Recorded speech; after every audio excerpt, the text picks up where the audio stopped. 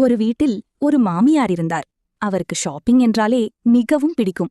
எப்போதும் ஏதாவது வாங்கிக் கொண்டே இருப்பார்.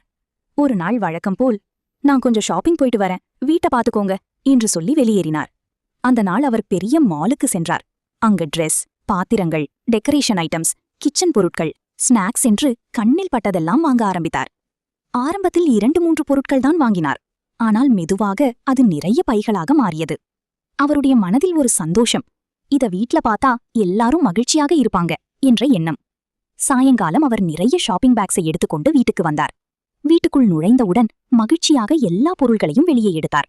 அதை பார்த்த மகனும் மருமகளும் அதிர்ச்சியடைந்தார்கள். மகன் மெதுவாக, அம்மா, இவ்வளவு பொருட்கள் வாங்கியிருக்கீங்களே, இதுக்கெல்லாம் அவசியமா என்று கேட்டான். மருமகளும் சற்று கவலையுடன், இதையெல்லாம் நம்மால் பயன்படுத்த முடியுமா என்று கேட்டாள். அந்த வார்த்தைகள் மாமியாரின் மனதை சற்று புண்படுத்தியது. ஆனால் அவர் அதை வெளியில் காட்டாமல் சிரித்தபடி, உங்களுக்காகத்தான் வாங்கினேன் என்று மெதுவாக சொன்னார். அந்த நேரத்தில் வீடு அமைதியாகிவிட்டது. யாரும் ஒன்றும் பேசவில்லை. சில நாட்கள் கழித்து அந்த வாங்கிய பொருட்கள் மெதுவாக வீட்டில் பயன்பட ஆரம்பித்தது. புதிய பாத்திரங்களில் சமைத்த உணவு, அழகான டெக்கரேஷன்கள் வீட்டை மாற்றியது.